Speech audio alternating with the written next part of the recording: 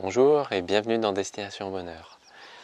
Il semble qu'on risque d'être ennuyé encore longtemps avec des histoires de virus, que ce soit un coronavirus ou d'autres maladies virales comme la grippe par exemple. Dans cette vidéo, je vous propose une solution qui permet non seulement de faire de la prévention, mais également, si on est malade, de contenir les symptômes pour qu'ils restent bénins. Cette solution est de plus gratuite, sans effet secondaire, très largement disponible et aide pour un large panel de maladies, qu'elles soient virales ou bactériennes. De quoi s'agit-il? Juste de quelques plantes que nous connaissons tous et que nombre d'entre nous ont dans leur jardin, les plantes aromatiques. Nous connaissons tous les plantes aromatiques, le thym, le romarin, la sauge, l'origan, la serpolée, la sarriette, la lavande. Il y en a encore beaucoup d'autres, c'est une grande famille. Elles sont faciles à cultiver, que ce soit au jardin comme ici, ou même en jardinière, en appartement, car elles sont vivaces, sans entretien. Elles résistent à la chaleur, au froid, à la sécheresse. Ce sont des plantes qu'on utilise énormément en cuisine pour parfumer quantité de plats. Mais cette utilisation en cuisine nous a fait oublier qu'il s'agit de plantes médicinales majeures. Les industriels vous les vendent d'ailleurs sous forme d'huile essentielle ou même sous forme de médicaments quand ils en ont extrait la molécule active. Mais ces industriels se gardent bien de promouvoir les plantes fraîches ou séchées parce qu'elles sont gratuites et ne leur rapportent rien. C'est pourtant sous forme fraîche ou séchée que ces plantes sont les plus intéressantes. D'abord parce qu'elles n'ont pas une molécule active, mais toute une foule de molécules actives qui agissent en synergie les unes avec les autres et que sous cette forme, elles n'ont subi aucune transformation et ne contiennent aucun additif délétère. Elles sont d'ailleurs bien plus efficaces que les médicaments. Pour l'anecdote, à une époque où je n'avais pas encore creusé le sujet de la santé et des plantes médicinales, je faisais très souvent des angines. Et j'ai utilisé un peu tous les médicaments censés soigner l'angine avec des résultats mitigés. Et le jour où j'ai commencé à utiliser des plantes médicinales pour soigner mes angines, je me suis senti vraiment arnaqué par l'industrie pharmaceutique. Parce que une simple branche de thym, un peu de miel et de citron faisait bien mieux que tous les médicaments qu'on avait pu me vendre pendant des années. Et cerise sur le gâteau, mes angines ont totalement disparu, alors qu'avec les médicaments, elles revenaient régulièrement. Alors, ne négligeons pas les plantes médicinales, elles sont bien plus puissantes que ce qu'on imagine. Et contrairement aux médicaments, qui ne font que taire les symptômes, les plantes médicinales permettent de renforcer le corps. Et c'est le corps ensuite qui devient capable de gérer et de se soigner de la maladie. Souvenez-vous que, contrairement aux médicaments, les plantes médicinales ne sont pas ou peu spécifiques. On peut les utiliser pour tout un ensemble de symptômes différents. Et surtout, elles n'ont aucun effet secondaire. Gardez en tête que la liste des effets secondaires est un critère qui en dit long sur la toxicité d'un médicament. Et je dis bien la toxicité d'un médicament. Les médicaments font d'ailleurs plus de morts que le Covid. J'ai vu passer le chiffre de 50 000 morts par an en France par accident médicamenteux. Et encore, c'est un chiffre qui ne dit rien sur la détérioration de la santé long terme des gens qui ne sont pas morts sur le coup. Un vrai remède bon pour le corps ne devrait présenter aucun effet secondaire. Fuyez les médicaments qui ont une liste d'effets secondaires longue comme le bras. C'est juste le bon sens. Concrètement, on va utiliser nos plantes médicinales en décoction. C'est-à-dire qu'on va les plonger dans de l'eau en légère ébullition pendant quelques minutes avec un couvercle. Sinon, des molécules intéressantes peuvent partir avec la vapeur d'eau. On va commencer par mettre 2 à 3 tasses d'eau. Voilà. Et on va ajouter nos plantes médicinales avec en gros les proportions suivantes. Pour le thym, on peut utiliser une grosse branche, et même plus, ça va très bien.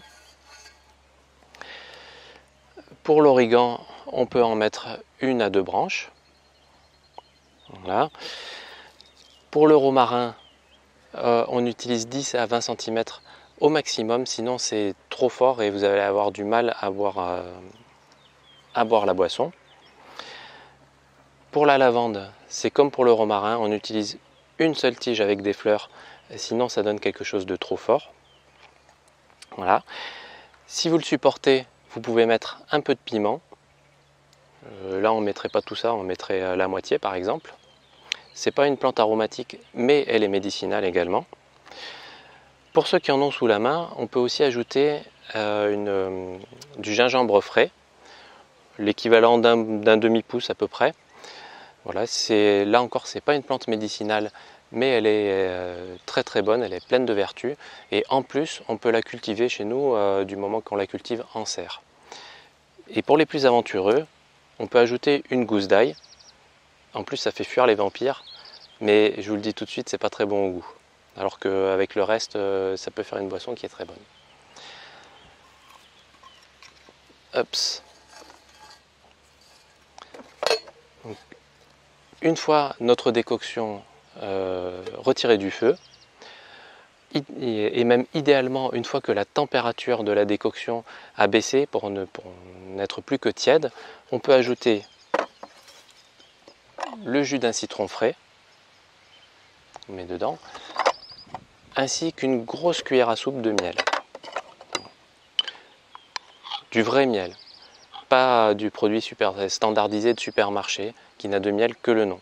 À ce sujet, je vous conseille le livre de Christophe Brusset, Et maintenant on mange quoi, qui vous donnera l'occasion de voir qu'est-ce qu'il y a vraiment dans le miel de supermarché ainsi que bien d'autres horreurs. Je vous mets le lien dans la description. Quelques astuces. Ça vous fait une boisson avec une très belle couleur ambrée, je ne sais pas si on le voit à la caméra, et avec un goût assez fort. Donc si vous trouvez que c'est trop fort, il vaut mieux diminuer un petit peu les quantités ou la diluer un peu, sinon vous arrêterez de le boire. Vous pouvez aussi ajouter un petit peu de miel dedans pour le rendre plus agréable, mais sachez que c'est un goût auquel on s'habitue très bien et bien dosé, ça en fait même une boisson très agréable, qu'on peut boire régulièrement l'hiver par exemple. Faites la boisson avec les ingrédients que vous avez. Même si vous n'avez qu'un ou 2 ingrédients, elle sera efficace. Une simple tisane de thym fait parfois beaucoup. Utilisez au maximum des aliments bio ou même encore mieux des aliments qui viennent de votre jardin. Les plantes aromatiques sont des plantes qui s'utilisent fraîches ou sèches, mais bon, si vous avez un jardin comme ici, privilégiez les plantes fraîches. Et bien sûr, j'ai indiqué que les plantes les plus communes que beaucoup de gens ont dans leur jardin, mais sachez qu'il en existe encore beaucoup d'autres utilisables, comme les armoises par exemple. Belle armoise là. Pour les quantités, voilà ce que je vous propose. En préventif, vous pouvez en boire entre 1 tasse par semaine à 1 tasse par jour. Notez que le piment ou le gingembre sont des excitants, donc si vous le buvez le soir, ça peut être un petit peu difficile de s'endormir. Mais si vous avez l'habitude d'autres excitants comme le thé ou le café, vous ne sentirez probablement pas la différence. En curatif, vous pouvez en boire plusieurs fois par jour, 3, 4 et même plus sans aucun problème. Et pour tout ce qui est angine et maux de gorge, pensez à en faire des gargarismes, à le boire petit à petit pour que ça tapisse la gorge régulièrement. Pour la prévention, il y a un autre volet que j'aimerais aborder. Le meilleur moyen d'être loin des maladies, c'est d'être en forme. C'est peut-être une évidence, mais qu'il est parfois bon de rappeler tant nos modes de vie sont éloignés de ça. Dans le corps, tout fonctionne mieux quand on est en forme que quand on est épuisé. Je vous suggère donc du sommeil en quantité suffisante, je ferai probablement une vidéo là-dessus tant il y a de choses à dire, et de l'exercice physique adapté. Quand je dis adapté, ça signifie de l'exercice physique qui vous détende sans vous épuiser. Vous pouvez aussi travailler sur la réduction du stress. Le stress fait énormément de dégâts dans le corps et ça fait chuter l'immunité. Donc pour tout ce qui est maladie infectieuse, c'est C'est vraiment très nocif. C'est parfois difficile à éliminer, mais on peut au moins chercher à le diminuer. Donc pour ça, je vous suggère une attitude joyeuse et des contacts paisibles avec les autres personnes. On peut aussi travailler son autonomie, parce que quand on est autonome, ben, on a une vision sereine de l'avenir, et quand on est serein, ça fait diminuer le stress. Et on peut aussi travailler son autonomie psychique. C'est quelque chose qu'on voit rarement abordé et qui est pourtant très important pour la gestion du stress. Nina est d'ailleurs en train de vous préparer toute une série de vidéos sur le sujet qui paraîtront bientôt. Je vous suggère aussi une nourriture de qualité, c'est-à-dire bio, encore mieux si ça vient du jardin, avec des fruits, des légumes en quantité et qui fait la part belle aux crudités. Voilà. Et si le sujet de la prévention vous intéresse, ou même de la guérison des maladies, je vous recommande chaudement la chaîne Régénère. Il fait un travail absolument formidable sur le sujet et je vous garantis que ça marche. J'ai plusieurs exemples autour de moi et j'en ai moi-même bénéficié pour ma santé et j'ai résolu un certain nombre de problèmes comme ça. Vous voyez qu'on peut faire énormément pour prévenir et soigner les maladies virales ou bactériennes, juste en mettant le corps dans des bonnes conditions et en utilisant des plantes médicinales que nous sommes nombreux à avoir autour de nous dans nos jardins. D'ailleurs, une bonne idée serait d'en offrir autour de vous, à vos amis, aux gens qui n'ont pas de jardin. Nina a fait une vidéo sur le sujet qui vous donne plein d'idées pour en faire un beau cadeau qui soit à la fois beau, bon et bon pour la santé de vos amis. J'espère que cette vidéo vous sera utile et qu'elle vous permettra d'être autonome pour vous soigner. Et surtout, j'espère qu'elle vous permettra d'être méfiant par rapport à ce que les médias et l'industrie pharmaceutique vont chercher à vous vendre. À ce sujet, je vous suggère vraiment cette vidéo qui vous détaille l'horreur de ce qui se prépare. Je vous souhaite plein de bonheur. Je vous souhaite d'avoir une bonne santé et de pouvoir être autonome sur votre santé. Et surtout, je vous remercie énormément parce que vous êtes de plus en plus nombreux à nous suivre et que ça nous touche beaucoup et ça nous encourage énormément.